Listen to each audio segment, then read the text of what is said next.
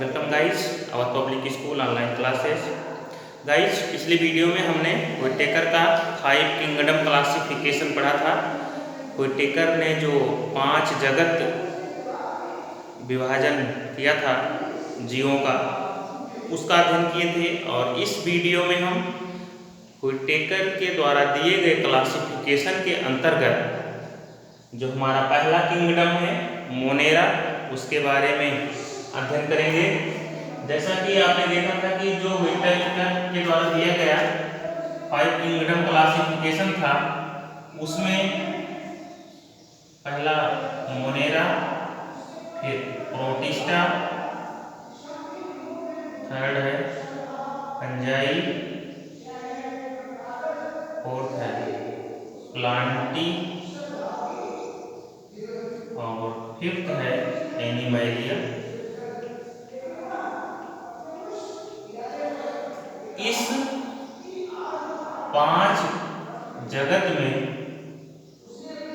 पूरे जीव जंतुओं एवं वनस्पतियों को बांटा गया व्हिटेकर के द्वारा। अब इस 5 किंगडम क्लासिफिकेशन में या फिर 5 जगत क्लासिफिकेशन में, वर्गीकरण में हम देखते हैं कि मोनेरा, प्रोटिस्टा, फंजाई, प्लांटी और एनिमैलिया, ये 5 प्रकार के किंगडम्स हैं। जिसमें पहला जो किंगडम है मोनेरा, इसमें आपने देखा कि जो प्रोकैरियोटिक जीव होते हैं उनको रखा गया। प्रोटिस्टा के अंतर्गत ऐसे यूकैरियोटिक ऑर्गेनिजम्स को रखा गया जो सिंगल कोशिका के बने होते हैं, जैसे कि अमीबा, पैरामीशियम। तो इसमें ऐसे जीवों को रखा गया प्रोटिस्टा में जो एक कोशिका के थे। फंजाई में ऐसे जीवों को रखा गया जो विभिन्न प्रकार की कैरेक्टरिस्टिक्स प्रदर्शित करते हैं, जैसे कि उसमें सेल वॉल का होना, मोड ऑफ न्यूट्रिशन पैरासिटिक होना, परजीवी होना, सैप्रोफिटिक होना। तो इसमें जो कवक जगत के जितने भी ऑर्गेनिजम्स हैं उनको फंजाई के अंतर्गत रखा गया। दूसरा हमारा नेक्स्ट है प्लांटी। इस प्लांटी के अंतर्गत ऐसे जीवों को रखा गया जो फोटोसिंथेटिक थे, जो ऑटोट्रॉफिक थे, जो अपना भोजन स्वयं बना सकते हों, जिनमें फोटोसिंथेसिस की क्षमता पाई गई, उन जीवों को प्लांटी के अंतर्गत रखा गया। और एनिमैलिया में ऐसे यूकैरियोटिक ऑर्गेनिजम्स को रखा गया जिनमें फोटोसिंथेसिस की क्षमता नहीं थी, हेटेरोट्रॉपिक ऑर्गेनिजम्स थे, सेल वॉल एब्सेंट थी। ऐसे जीवों को एनिमैलिया में रखा गया। अब यहाँ पर पहला जो किंगडम है मोनेरा, तो मोनेरा के बारे में हम जानते हैं जो सबसे स्पेशल कैरेक्टरिस्टिक्स है मोनेरा की वो ये है कि ये जो जीव होते हैं वो प्रोकैरियोटिक होते हैं। प्रोकैरियोटिक अर्थात इनमें जो केंद्रक होता है वो विकसित केंद्रक नहीं पाया जाता है। न्यूक्लियस जो होता है वो न्यूक्लियर मेम्ब्रेन से घिरा नहीं होता है। अगर हम मान लें कि ये एक प्रकार की सेल है जो कि प्रोकैरियोटिक सेल है, तो इसमें देखेंगे कि जो इसका डीएनए होता है वो केंद्रक में घिरा नहीं होता है। और केंद्रक में क्योंकि ये घिरा नहीं होता है, न्यूक्लियर मेम्ब्रेन से घिरा नहीं होता है, इसलिए इस स्ट्रक्चर को हम न्यूक्लियस ना बोलकर न्यूक्लियाइड बोलते हैं। न्यूक्लियाइड बोलते हैं, ध्यान रखेंगे इसको। तो न्यूक्लियस कुल मिलाकर हम कह सकते हैं कि अल्प विकसित होता है, सत्य प्रकार का न्यूक्लियस नहीं पाया जाता है, ट्रू न्यूक्लियस नहीं पाया जाता है।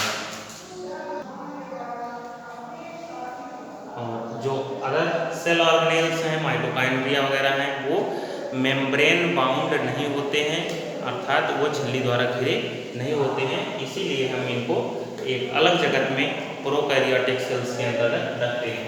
तो पहला जो स्पेशल कैरेक्टर मोनेरा का, ये जो जीव होते हैं वो प्रोकैरियोटिक होते हैं, इनमें सुविकसित केंद्रक नहीं पाया जाता। अब आते हैं हम नेक्स्ट पॉइंट पर हो सकता है well developed nucleus absent, well developed nucleus absent. तो सुविकसित, वेल डेवलप्ड मतलब सुविकसित या फिर अच्छी तरह से विकसित, न्यूक्लियस एब्सेंट केंद्रक अनुपस्थित होता है, सुविकसित केंद्रक अनुपस्थित होता है।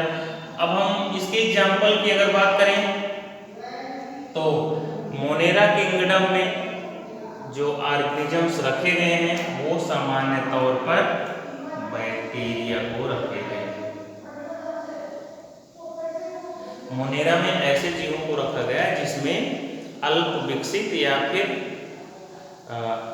न्यूक्लियस, सख्त न्यूक्लियस नहीं पाया जाता है। तो इसका जो सामान्य एग्जाम्पल है, साधारण सा जो उदाहरण है वो है बैक्टीरिया। अब अगर हम बैक्टीरिया की बात करें तो बैक्टीरिया को हम कई बेसिस पर क्लासिफाई कर सकते हैं। जैसे उनके आकार के आधार पर उनको हम वर्गीकृत कर सकते हैं, उनकी फ्लैजिला की उपस्थिति के आधार पर उनको हम वर्गीकृत कर सकते हैं। तो अगर हम इनके स्ट्रक्चर के आधार पर, उनकी संरचना के आधार पर अगर हम उनका वर्गीकरण करें तो हम बैक्टीरिया को cocci, vibrio, cocci, vibrio, spirilla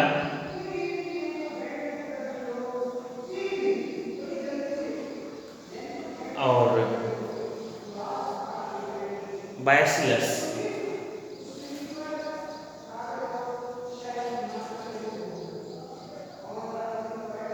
इन 4 कैटेगरी में हम इनको डिवाइड कर सकते हैं।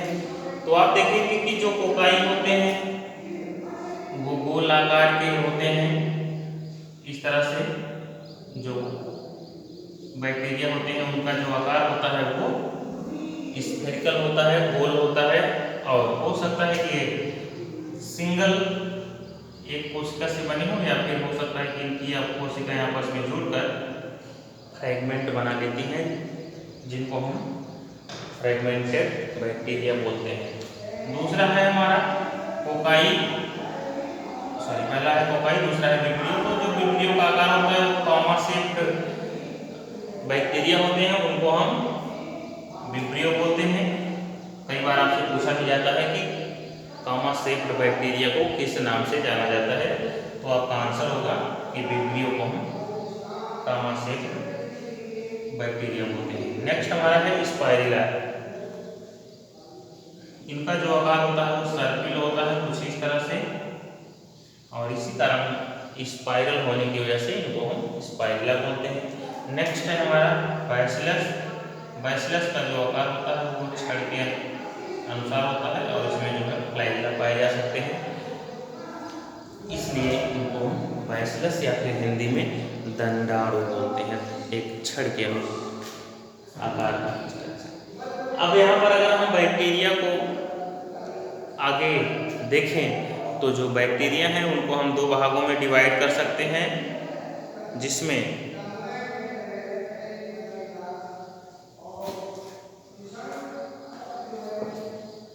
इसमें 2 कैटेगरी शामिल हैं। मोनेरा में तो एक है आर्की बैक्टीरिया, आर्की बैक्टीरिया, और दूसरा है यू बैक्टीरिया, यू बैक्टीरिया। ये 2 कैटेगरी को रखा गया है किंगडम मोनेरा में। किंगडम मोनेरा को हम 2 फर्दर कैटेगरी में डिवाइड कर सकते हैं, जिसमें आर्की बैक्टीरिया और यू बैक्टीरिया शामिल है। तो अगर हम यहाँ पर आर्की बैक्टीरिया की बात करें तो जो आर्की बैक्टीरिया होते हैं ये नॉर्मल हैबिटाट से लेकर एबनॉर्मल हैबिटाट तक पाए जाते हैं। अर्थात कहने का मतलब ये है कि जो आर्की बैक्टीरिया है वो सामान्य से लेकर असामान्य वातावरण में भी पाए जाते हैं। कहने का मतलब ये है कि जो आर्की बैक्टीरिया है वो हो सकता है कि लो टेम्परेचर पर भी पाए जाएं और काफ़ी हाई टेम्परेचर पर भी ये पाए जा सकते हैं। बहुत से ऐसे बैक्टीरिया हैं जो माइनस सेंटीग्रेड में भी, सेल्सियस में भी जिंदा रहते हैं, 0 डिग्री सेल्सियस में भी जीवित होते हैं।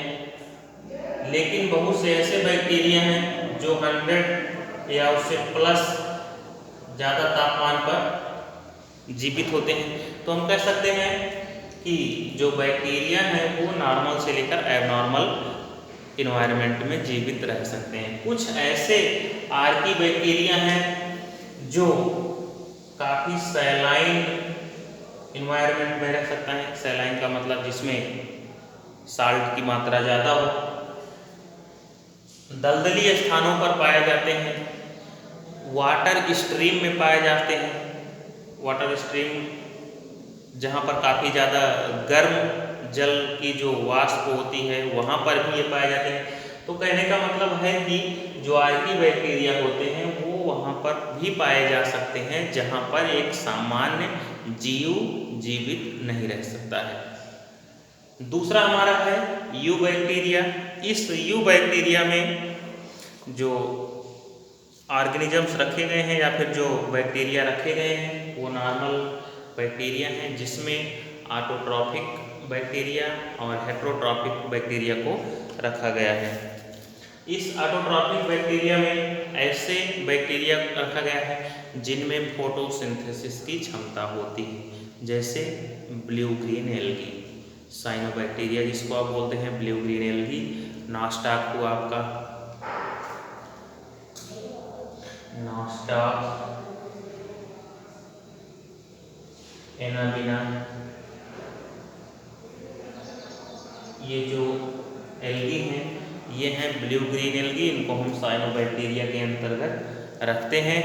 इनमें फोटोसिंथेसिस की क्षमता होती है और साथ ही साथ जो इन्वायरमेंट की नाइट्रोजन होती है उस नाइट्रोजन को ये एक विशेष प्रकार की गांठनुमा संरचना में नाइट्रेट के रूप में परिवर्तित कर देते हैं और इस संरचना को हम हेटेरोसिस्ट बोलते हैं, हेटेरोसिस्ट बोलते हैं। तो ये जो नॉस्टाक एल्गी है ये एक प्रकार का फिलामेंटस एल्गी है।